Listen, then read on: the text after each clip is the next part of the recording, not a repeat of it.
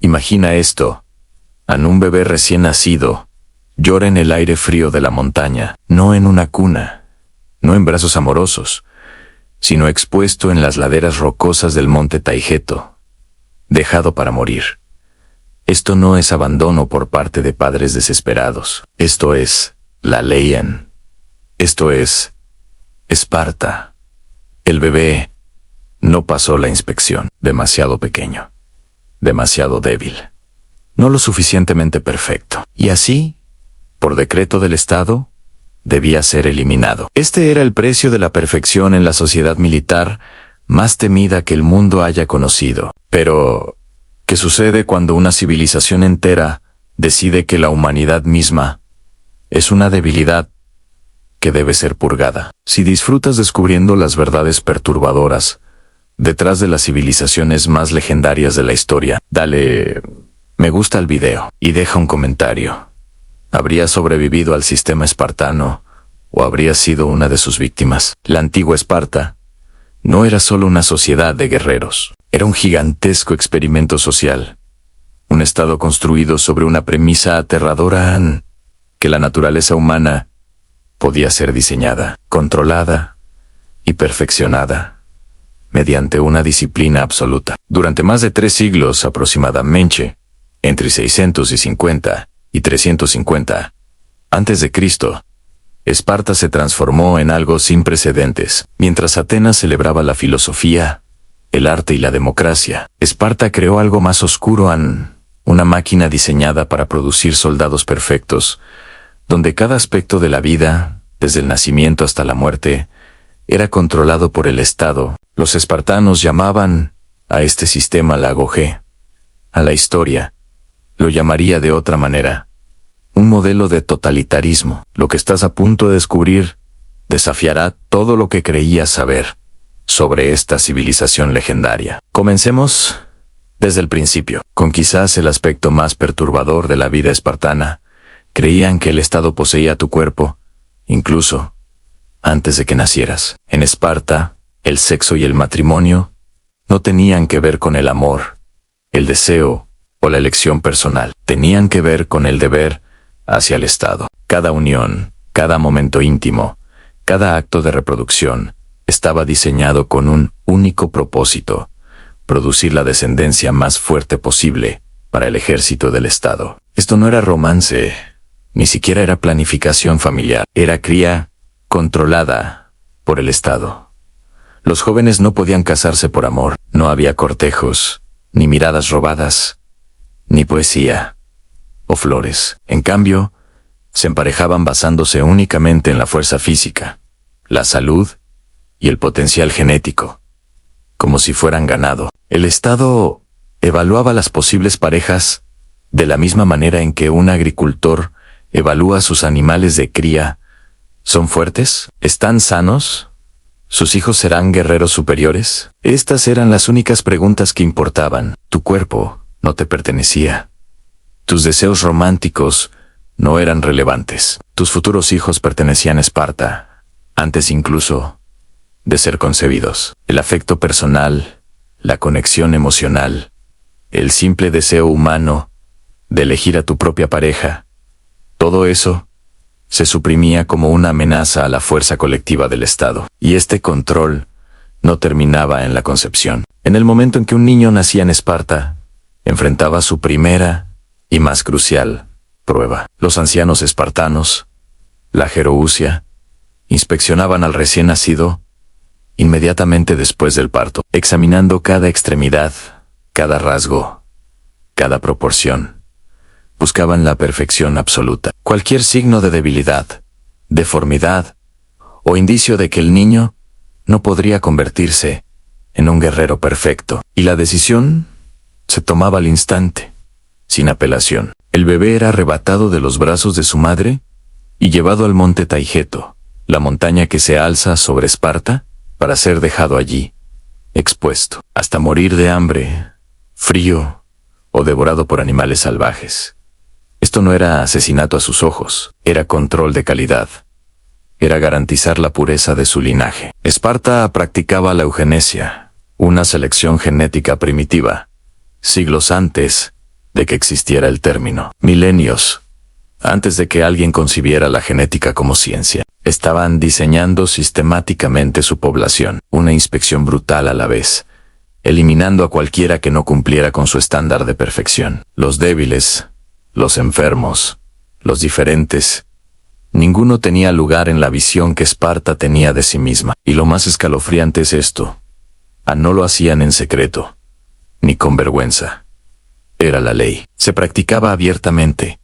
Incluso se celebraba, como prueba del compromiso de Esparta, con la excelencia. Pero supongamos que pasabas esa primera prueba. Supongamos que te consideraban lo suficientemente perfecto, lo suficientemente fuerte, como para vivir. Tu infancia sería algo que hoy apenas podríamos imaginar. Hasta los 7 años vivías con tu madre, experimentando los únicos años de ternura, de amor maternal, de afecto humano normal, que conocerías jamás. Tu madre te abrazaba, te alimentaba, te enseñaba tus primeras palabras, pero también sabía, cada día, que en realidad no era suyo. Pertenecías a Esparta. Y cuando cumplías 7 años, el Estado venía a recogerte. A los 7 años, los niños eran arrancados de sus familias e ingresaban en la Agogé, el sistema educativo estatal de Esparta. La separación era absoluta y traumática. No más dormir en los brazos de tu madre. No más comidas familiares. No más identidad individual. Pero llamarlo educación es profundamente engañoso. La Agogé no trataba de enseñar lectura, escritura o aritmética. No se trataba de desarrollar el pensamiento crítico o la creatividad. La Agogé trataba de transformación, de destruir todo lo humano en un niño y reconstruirlo como un arma, una herramienta, una extensión de la voluntad del Estado. La Agogé estaba diseñada con una crueldad deliberada y sistemática. Los niños se mantenían constantemente, dolorosamente hambrientos, recibiendo apenas suficiente comida para sobrevivir, con el estómago siempre vacío, el cuerpo siempre deseando más. Pero aquí estaba la perversa genialidad. Se les animaba, incluso se esperaba, que robaran comida. Si lo lograban, si se colaban en casas o mercados, y tomaban lo que necesitaban, sin ser descubiertos, eran elogiados por su astucia, su sigilo, su ingenio. Esas eran habilidades de guerrero. Pero si los atrapaban, eran azotados brutalmente, golpeados hasta sangrar, no por el acto de robar, sino por el fracaso de haber sido atrapados. La lección: sobrevivir requiere engaño. Las reglas son para los débiles. La debilidad es el único crimen verdadero. Dormían en camas hechas de juncos, que debían recolectar ellos mismos de las orillas del río Eurotas, esteras delgadas, que no ofrecían comodidad. En barracones, helados sin calefacción, sin mantas más allá de una capa fina. Se les daba una sola capa para todo el año, verano e invierno, obligados a soportar el calor abrasador y el frío amargo con la misma prenda raída. La comodidad era debilidad. El sufrimiento construía fortaleza. La dificultad era el horno donde se forjaban los guerreros. El entorno físico era deliberadamente duro, pero la manipulación psicológica era aún más brutal. Los niños eran enfrentados entre sí, en una competencia constante y despiadada. Todo era una prueba. ¿Quién podía soportar más dolor? ¿Quién podía robar más comida? ¿Quién podía pelear más tiempo? ¿Quién podía mostrar menos emoción? La amistad se desalentaba como una distracción peligrosa. La compasión se castigaba como un defecto fatal. Se les enseñaba que las demás personas eran herramientas útiles para cumplir una misión o obstáculos que eliminar. La individualidad, los sueños personales, el simple deseo de ser diferente o especial, todo era sistemáticamente borrado, golpeado fuera de ellos, día tras día. ¿Puedes imaginar ser ese niño? 7 años, arrancado de todo lo familiar, arrojado a un mundo de dolor, deliberado, rodeado de otros niños aterrorizados que intentaban desesperadamente no mostrar su miedo, sabiendo que mostrar temor o derramar lágrimas te marcaría como indigno, débil un blanco. El trauma debía ser inimaginable, pero ese era el objetivo, romper a esos niños hasta su núcleo y reconstruirlos en algo diferente, algo que no temiera al dolor ni a la muerte, algo que no cuestionara órdenes, algo que existiera únicamente para servir a Esparta. Pero la G guardaba un secreto aún más oscuro en ceremonias públicas, que revelaban hasta dónde estaba dispuesta a llegar Esparta en su búsqueda de la perfección. En el altar de Artemisa Ortia, la diosa de la caza, los jóvenes eran sometidos a torturas ritualizadas, que eran tanto una ceremonia religiosa como un entrenamiento. Eran azotados, flagelados, con brutal eficacia, a veces hasta colapsar, a veces hasta morir, mientras toda la comunidad observaba. Sacerdotes, ancianos, familias, todos se reunían para presenciar este espectáculo de sufrimiento. El objetivo, ver quién podía soportar más dolor sin gritar, sin chillar, sin rogar piedad. El dolor se volvía sagrado, una forma de adoración. La resistencia se convertía en la virtud más alta, la prueba más pura del carácter espartano. Y si gritabas, si llorabas, si suplicabas que se detuvieran, traías vergüenza no solo sobre ti mismo, sino sobre toda tu familia, sobre toda tu sangre. Tu debilidad se convertía en su deshonra. Los relatos históricos de escritores antiguos cuentan de niños que murieron durante estos rituales, con sus cuerpos destrozados, bajo el látigo, eligiendo la muerte, antes que el deshonor de mostrar debilidad de admitir que eran humanos, y que los humanos sienten dolor. El altar quedaba manchado de sangre, y esa sangre se consideraba una ofrenda, un sacrificio que demostraba la dedicación de Esparta a la fuerza. Los visitantes de otras ciudades griegas observaban, horrorizados, incapaces de comprender cómo una sociedad podía torturar sistemáticamente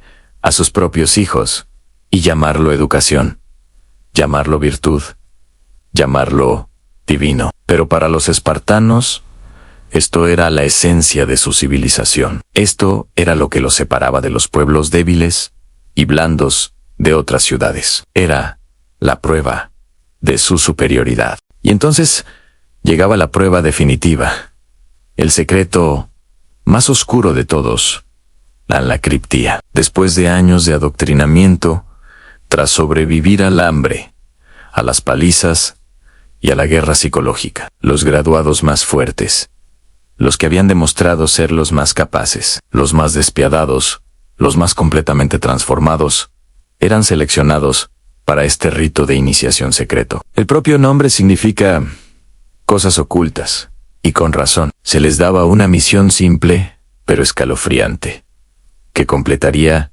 su transformación de humanos en armas. Ir al campo por la noche, cazar a los ilotas, la población esclavizada de Esparta, los que trabajaban los campos y producían los alimentos que sostenían la ciudad, y matarlos, no en combate, no en defensa propia. Esto no era guerra, era asesinato. Ejecuciones frías, calculadas, sin emoción, de personas desarmadas a campesinos y trabajadores que no representaban amenaza alguna, que simplemente seguían con sus vidas. Los jóvenes espartanos se escondían en la oscuridad, elegían víctimas al azar y las mataban sin advertencia, sin piedad, sin vacilación. El Estado lo hacía legal mediante un truco burocrático tan cínico que deja sin aliento. Declaraban formalmente la guerra a los ilotas cada año. Esta declaración significaba que matar a un ilota no era homicidio, según la ley espartana. Era un acto de guerra en un deber patriótico, una ficción legal que justificaba una atrocidad moral. La criptía servía a dos propósitos, ambos igualmente horribles. Primero, aterrorizaba a la población ilota hasta someterla mediante una violencia aleatoria e impredecible. Si eras un ilota, nunca sabías si esa noche sería la noche en que un joven espartano decidiera que serías su víctima. El miedo era constante, inescapable. Mantenía a la población esclavizada, que superaba en número a los ciudadanos espartanos, incapaz de organizarse, rebelarse o siquiera soñar con la libertad. Segundo, y quizás aún más inquietante, enseñaba a los jóvenes espartanos la lección más importante de todas, que podían matar. Sin remordimiento, sin duda, sin humanidad, rompía la última conexión con la empatía humana normal. Después de la cripteia, después de mirar a los ojos a una persona desarmada y quitarle la vida, sin otra razón que demostrar que podías hacerlo, ¿qué quedaba para impedirte obedecer cualquier orden del Estado?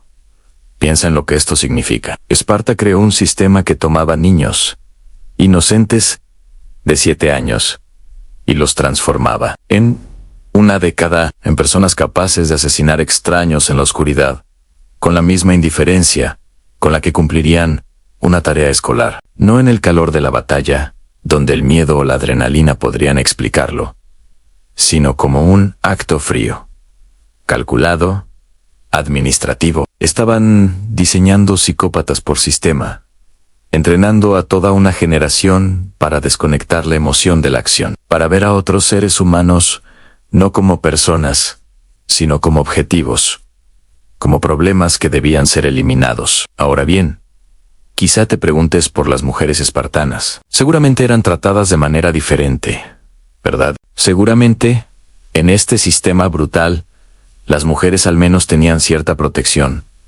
algún refugio ante tanta crueldad. En algunos aspectos, si en las mujeres espartanas tenían más libertad, más derechos, más presencia pública que las mujeres de otras ciudades griegas. Podían poseer propiedades, heredar riquezas, administrar fincas, se ejercitaban en público, mostrando sus cuerpos de una manera que escandalizaba a los visitantes de Atenas o Corinto. Podían expresar sus opiniones en foros públicos, hablar sobre política y guerra. Las fuentes antiguas las describen como fuertes, atléticas, seguras de sí mismas y merecedoras de respeto. Pero aquí está la verdad inquietante, que subyace bajo toda esa aparente libertad.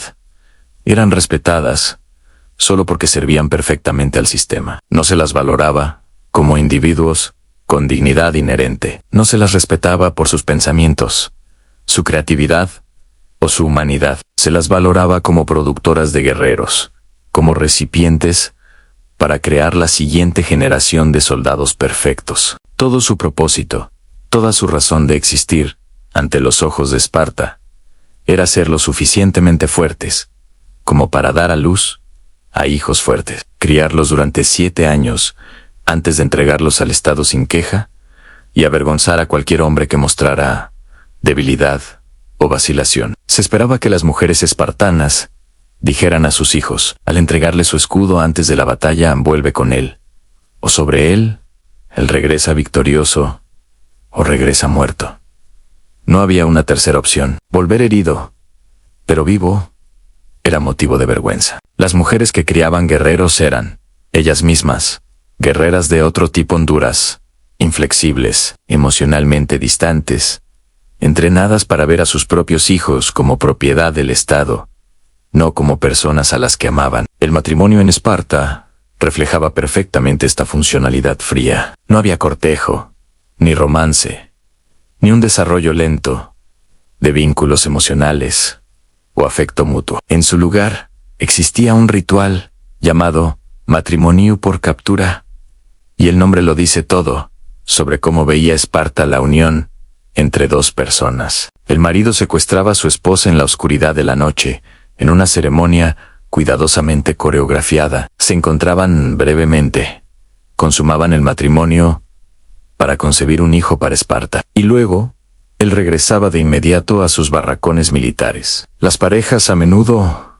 no se veían a la luz del día durante años. Algunos tuvieron hijos, varios hijos incluso, antes de ver claramente el rostro de su cónyuge bajo el sol. Esposos y esposas eran extraños que compartían biología, pero no vidas. El Estado impedía deliberadamente el apego emocional entre marido y mujer, porque el amor era una distracción, una variable impredecible que podía llevar a las personas a priorizar a su familia por encima de Esparta.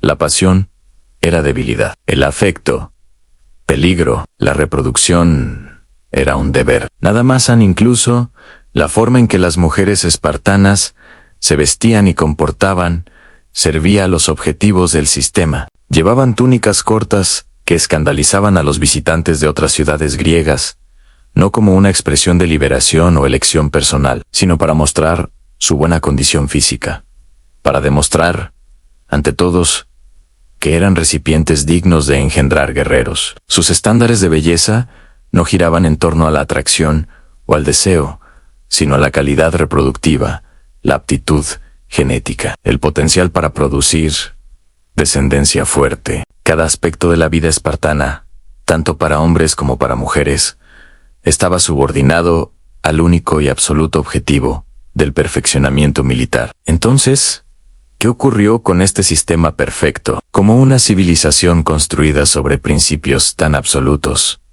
con una disciplina tan inquebrantable y una dedicación tan despiadada a un solo propósito, terminó cayendo. La respuesta es tan irónica como inevitable. En Esparta se destruyó a sí misma con su propia perfección. El sistema que debía crear una fuerza indestructible acabó generando debilidades fatales e irreparables. Primero vino el colapso demográfico, la simple matemática de la muerte, la guerra constante, el brutal proceso de selección que mataba a los bebés imperfectos, los asesinatos de la criptea, las muertes durante el entrenamiento.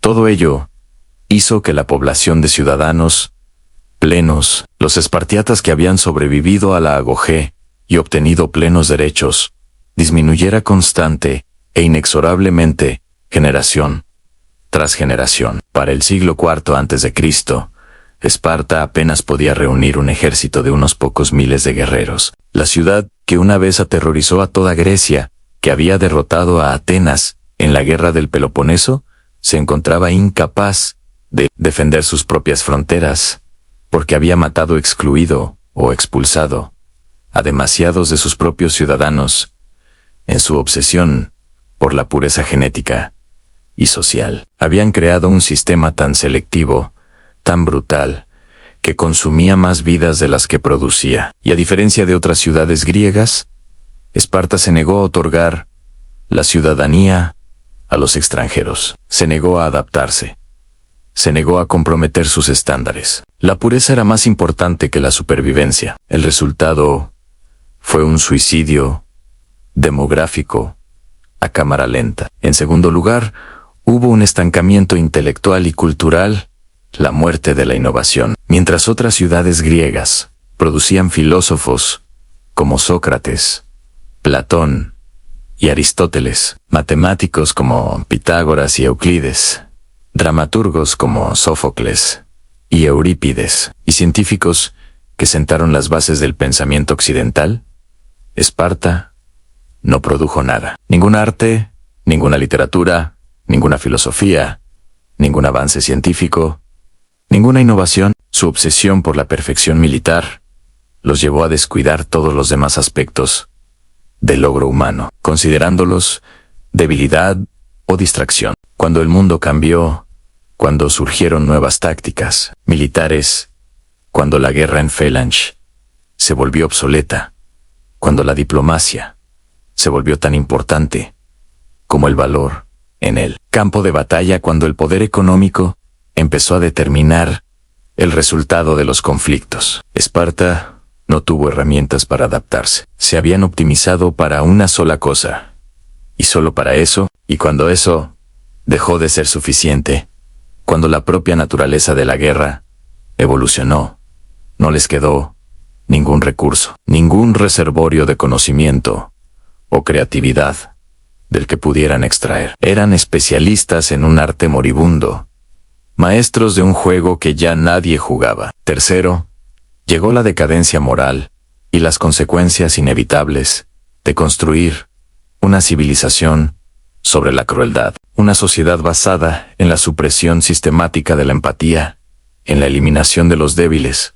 en el terror constante hacia los esclavizados. Termina perdiendo la capacidad de inspirar lealtad, amor o verdadera devoción. La población de ilotas de Esparta, que superaba en número a los ciudadanos quizá 10-1, nunca dejó de resentir a sus opresores.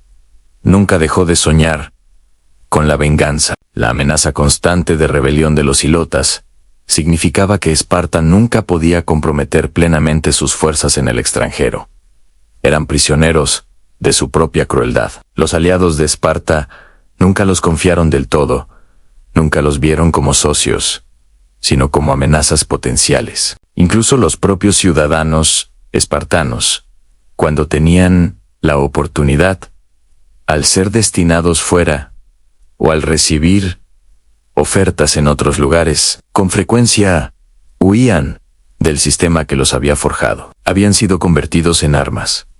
Pero las armas también anhelan la paz. No se puede construir una civilización duradera solo sobre el miedo. No se puede crear lealtad a través del trauma. Eventualmente, los cimientos se resquebrajan. En el año 371 a.C., en la batalla de Leuctra, el mito de la invencibilidad de Esparta, la leyenda que los había sostenido durante siglos, se derrumbó en un solo día. Fueron derrotados de forma aplastante por Tebas, una ciudad que antes habían dominado, vencidos por nuevas tácticas que no pudieron contrarrestar. El impacto psicológico fue devastador. Quizás más destructivo que las pérdidas físicas. Si los guerreros espartanos no eran invencibles, si la Agogé no creaba realmente soldados perfectos, entonces, ¿para qué había servido todo el sufrimiento? ¿Cuál había sido el propósito de sacrificar la humanidad, la infancia, el amor, la individualidad, todo lo que hace que la vida valga la pena, en el altar de la excelencia militar? Si esa excelencia podía ser derrotada, Esparta sobrevivió durante siglos después, pero como una sombra de sí misma, una atracción turística para los romanos ricos que acudían a presenciar los azotes rituales en el altar de Artemisa Ortia como entretenimiento. Un triste circo. La ciudad que había aterrorizado al mundo se convirtió en un parque temático, un museo viviente de su propio fracaso. Y quizás ese sea el final más apropiado de todos. Entonces, ¿qué nos enseña la historia de Esparta hoy? Más de 2000 años después de su caída, no se trata de que la disciplina sea mala o de que la fuerza no importe. No se trata de que debamos ser débiles, indisciplinados o caóticos. Es algo mucho más profundo cuando perseguimos un solo valor en exclusión absoluta de todos los demás. Cuando sacrificamos la humanidad en nombre de la perfección, cuando permitimos que lo colectivo borre por completo al individuo, cuando decidimos que el fin siempre justifica los medios, sin importar cuán brutales sean esos medios. Creamos sistemas que inevitablemente, de forma casi matemática, se destruyen a sí mismos. Esparta se convirtió en una advertencia de la historia, una lección que resuena en cada régimen autoritario que vino después. Es una advertencia sobre los peligros del pensamiento totalitario, sobre lo que ocurre cuando una sociedad decide que las personas son solo materia prima que se puede moldear, controlar, desechar y reemplazar al servicio de un ideal abstracto. Es una advertencia sobre el atractivo seductor de la perfección, sobre cómo la promesa de fuerza y pureza puede llevarnos a aceptar e incluso celebrar una crueldad impensable. Esparta logró algo notable. Crearon la fuerza militar más formidable de su tiempo. Guerreros tan hábiles y valientes que su sola reputación podía ganar batallas. Construyeron una sociedad tan disciplinada, tan unida en propósito, tan completamente dedicada a un solo objetivo, que se volvieron legendarios, que aún hoy, miles de años después, seguimos hablando de ellos. Pero lo hicieron borrando todo lo que nos hace humanos: la compasión, la individualidad, el amor, la creatividad, la libertad de elegir nuestro propio camino, el derecho a ser débiles, diferentes o imperfectos. Y al final, precisamente por eso, fracasaron, porque una civilización sin humanidad no es realmente una civilización, es solo una máquina, un motor de destrucción alimentado por el sufrimiento. Y las máquinas, por muy perfectamente diseñadas o despiadadamente eficientes que sean, eventualmente se rompen, se oxidan, fallan, se vuelven obsoletas. Lo que perdura es la humanidad, con todo su desorden, su imperfección y su complejidad. Los bebés dejados llorando en el monte Taigeto, sus diminutas voces apagándose con el viento de la montaña. Los niños torturados en el altar, hasta que aprendieron a no gritar. Los ilotas asesinados en la noche, para cumplir un requisito de entrenamiento. Las mujeres valoradas solo por sus vientres y por su disposición a sacrificar a sus hijos. Los hombres que solo conocieron la disciplina y la muerte, que nunca aprendieron lo que significa simplemente vivir. Todos ellos pagaron el precio del sueño espartano de perfección, y ese precio fue demasiado alto. Ninguna victoria justifica ese costo. Ninguna fuerza construida sobre esos cimientos puede perdurar. La historia recuerda a Esparta no como un modelo a seguir, no como una cima gloriosa del logro humano, sino como un error que jamás debemos repetir, un camino que nunca debemos volver a recorrer. Su perfección fue su veneno, su fuerza, sus cadenas, su pureza, su tumba. Esa es la verdadera lección de Esparta. La perfección sin humanidad no es más que otra forma de destrucción, quizá la peor de todas, porque destruye no solo cuerpos, sino almas, no solo individuos, sino la propia idea de lo que significa ser humano.